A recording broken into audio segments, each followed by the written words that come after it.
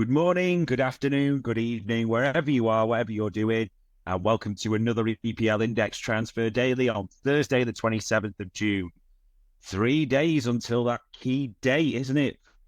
PSR clubs or clubs who could be affected by FFP, as it were. And it's probably not too much surprise that they are in the headlines this morning. Although probably a bit of a weird surprise that two are linked in one transfer. I mean, this came out yesterday, didn't it? Chelsea inquired about Newcastle's Alexander Isak, and various outlets had this, so I'm not just picking one, but the reply they got back was, well, you paid 115 million for Moises Caicedo, get your checkbook out and we'll start from there, which naturally, we know Chelsea's situation. They don't have the money. Yes, they've been looking for a striker, and we've seen them linked with Amora Dion, Joan Duran at Villa, another club affected by PSR who we'll get on to, Jonathan David, all sorts. But this fee for Alexander Isak, that was never going to be a flyer. There's probably just a test because Newcastle are known to need to raise money as well, and we'll talk about them a little bit more. So that was one that was probably drew all the gasps or the headlines, I think it's fair to say. At the same time, one that didn't draw too many headlines, but was an important one to know, an important one just to talk about. Tottenham made an offer yesterday. Now, they made an offer for Jacob Ramsay at Aston Villa, a club who have had their PSR issues, with £20 million and Giovanni Lo Celso moving in the opposite direction. Now, Villa have rejected that bid. Lo Celso only has a year left to go on his deal, doesn't he?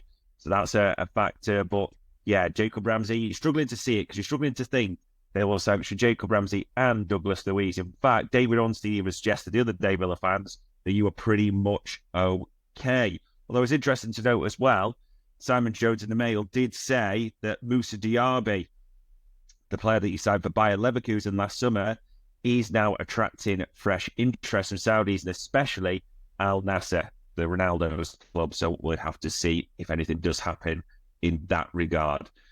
But we mentioned Newcastle and turning down Isak. All the suggestions are through quite a few outlets, and I mean that it's easy to say which outlets have not put this suggestion on the table, that they're reluctant to see, obviously, Isak leave. That's not going to happen. But they do need to raise funds. The Bruno Guimaraes contract has expired. That's important. The clause, it's important, not the contract. The clause has expired. Callum Wilson and Miguel Almiron seem to be the two, in all honesty, people, the two that quite a few have got linked with a move to Saudi as well, of all places. So we'll see what happens there. Other clubs that may be affected, Everton. Now, the Echo, their local paper, has got that Bayern Munich may move for Amadou Onana, who's at the Euros with Belgium, because they're getting frustrated in their attempts to lure João Paulina from Fulham. I think we almost all, I know he's at the Euros as well with Portugal, but just seemed to be a bit of a friction in that one. I think we all expected that one to almost have happened. Yes, there's plenty of time, but not really happening. And according to Football Insider, if he does go, maybe there's a replacement here because they're saying that Everton are close to agreeing a deal with Wilfred Ndidi. 27, left Leicester on a free. So that would make a lot of sense, wouldn't it? One aggressive midfielder out, one in, except big money for one and a free for the other. So that could suit Everton right now. And then the other one linked to Everton fans for the departure is Atalanta. And again, multiple outlets had this. They made a £10 million bid for Ben Godfrey, the 26-year-old England defender, got a year left on his deal. But an unnamed, this is a strange one, the Athletic did this as well. An unnamed club has bid 15 million for the 26-year-old. So probably likely to sell due to the situation, but we'll have to keep an eye on that. Now, we mentioned Saudi club Al Nassr, didn't we? And caught offside's got a bit wider than that because they've got the Saudi Arabia's PIF. They're the four clubs that they own are looking to bring Thomas Partey from Arsenal, now 31 years old. So it'll be interesting to see what happens there. And a few outlets it's important to mention as well, because they shouldn't really jump from Newcastle to put it all together. Yankuba Minte, I mean, he was linked to Liverpool at one time. He was going to be part of the deal for Dominic Calvert-Lewin, going one way, and Everton and Newcastle doing that deal. That fell through. Lyon had done a deal. apparently agreed a 40 million fee according to various outlets, but he's not going anywhere. Newcastle can't quite seem to get these players out the door, can they? And time is running out. United are going a whole different approach, and the Athletic had it as their exclusive for Adam Crafton. United are considering selling the naming rights to Old Trafford to raise funds. Now, I wouldn't say they're one of the PSR clubs directly, but they're known to have their issues on finances, aren't they? And be close to the line, as it were. So, yeah, we'll see what happens there.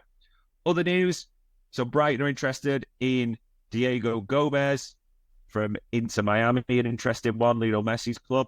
They're not quite having any joy with that. Matt Smeafer, and various outlets have said they've tried to, or had various offers rejected for the Feyenoord and Dutch midfielder, but can't seem to get that one over the line, so maybe they're going elsewhere. Good news for Ipswich fans. The Athletic and other outlets, it's important to say, have them in talks with Hull over a deal for Jacob Greaves. That would be a good signing, wasn't he? Greaves would have been the stars of the championship, so that would be a good move up there. As well, we mentioned Diaby as a winger for the Premier League that Saudi clubs might be interested in. Al Hilal apparently weighing up a surprise move for Alejandro Garnacho at Old Trafford. According to the Express, he's naturally at the Copa America with Argentina. Really, really, really hard to see that one, but there you go. The Metro have that Arsenal are set to miss out on Sergio Girassi.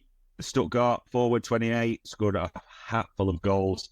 The Stuttgart came second in the Bundesliga last season, and that's known now. I think he came out yesterday, didn't he? He's bound for Dortmund, it looks like. So he'll be joining it. Their captain, Valdemir Anton, 2 players set to head from Stuttgart to Bayern Munich. And then just another one to keep an eye on. A few sort of journos through tweets and various things. I've mentioned a couple of players.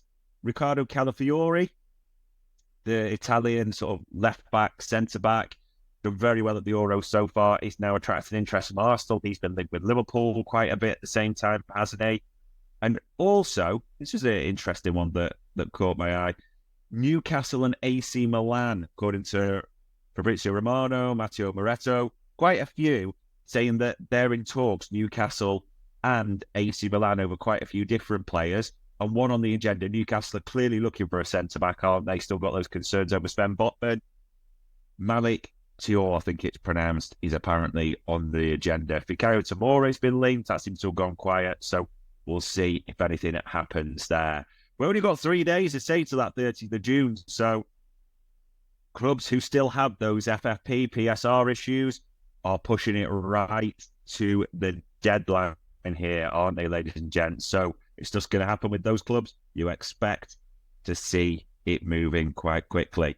At the same time, we're now into the last 16 of the Euros, aren't we? So some teams that have dropped out, as it were, so that might help transfers a little bit. The Copa America's in swing, so that does make things difficult for South American players. But deadlines starting to appear. The 1st of July, which is when the window opens in a lot of other countries, is right upon us nearly. So don't be surprised if there are things that happen today or in the next few days. And on Thursday, the 27th of June, ladies and gents, that was your EPL Index Transfer Daily.